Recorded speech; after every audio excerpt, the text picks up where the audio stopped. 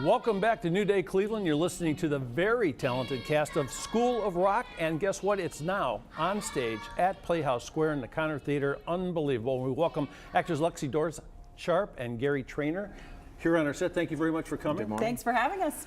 This is a great show. This is one of those shows where you see so much talent on the stage. You get such a great feeling from this show, don't you? Absolutely. I mean, you know, Andrew Lloyd Webber wrote the score. Oh yeah. And seems an unlikely match for him. I doesn't know, it? right. If you know him Phantom from of the Phantom Opera. of the Opera, Yeah. but you know, it really harks back to some of his earlier works with Jesus Christ Superstar. Right. Yeah. Right. It goes back to his rock and roll roots. Really, That's with right, the those rock and show. roll You roots. hear his stings, though. You hear the very much the Weber flavor and footprint. And Yeah, and but one of the sounds. things that he says about the show is why he loves School of Rock and why it was so important to them to make a musical is that it's about the transformative power of music. And I just love that line that he says, and I think that you really get to see that in our show. In addition to rock and roll, in addition to these talented kids, you get to see the transformative power of music. Yeah, I mean, this is the real deal. I mean, every kid out there has the talent they're displaying. I mean, this is the real deal. This isn't like going to the movies. Where Oh, no way. We travel with 16 children, and they all play their rock instruments live. So you see 10-year-olds, you know, hitting the drums, and you see,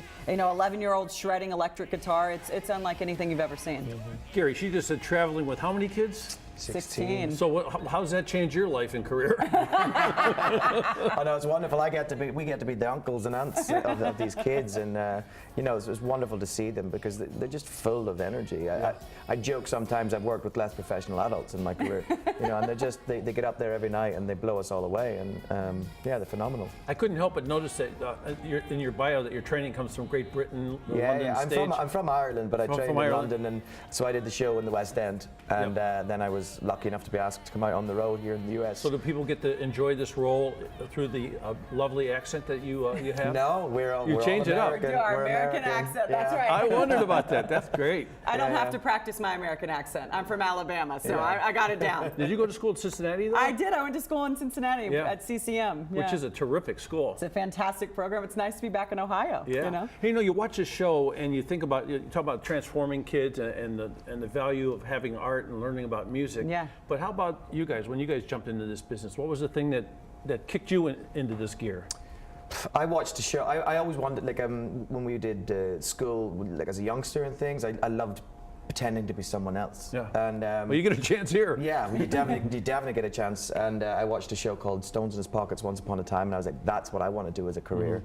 And I used to actually pretend to be Jack Black in high school. You know, like I was about 17 when the show came out, and me and my friends would goof about pretending to be him. Does that guy have some energy, jumping up and down energy? And boy, he brought. I mean, that was one of the things that I think helped ignite the success of this story. Oh, absolutely. You know, the movie is really a star vehicle for Jack Black, and in our show, you know, it's very much the movie, but we fleshed out some of the characters. You know, you get to see the Dewey's relationship with the kids more, and you get to see the Rosalie and the Dewey character more. You know, and as far as music has always been a part of my life. My mother's a music teacher. So your music skills brought you to this business. It did, yeah. It wasn't about the acting and the pretending in the beginning. For me, it was about voice and music, and I played violin for 10 years, and so that's where I really got my start and found my way into the world of musical theater. I was thinking, you can't help but see yourself in some of these kids that you're working with, all these kids you're traveling with. So I mean, you think that translates to the audience as they look up there? It takes them back to their childhood and some feelings? Yeah, I think it must do. The amount of times we at stage door hear people going like, oh, I wish I had kept the piano lessons a little bit longer. Or I wish I had kept the guitar lessons going a little bit longer, because like I look at these kids and I'm like, oh, and even then they're still like, I might pick it up again. Yeah, you know? And that's no matter what age they are. Yeah. And just to show everybody they can relate to you, were there times when you thought like, wow, this is hard, I'm not going to be able to do it, or maybe I shouldn't keep pursuing this, like an instrument or a voice lesson? All the time.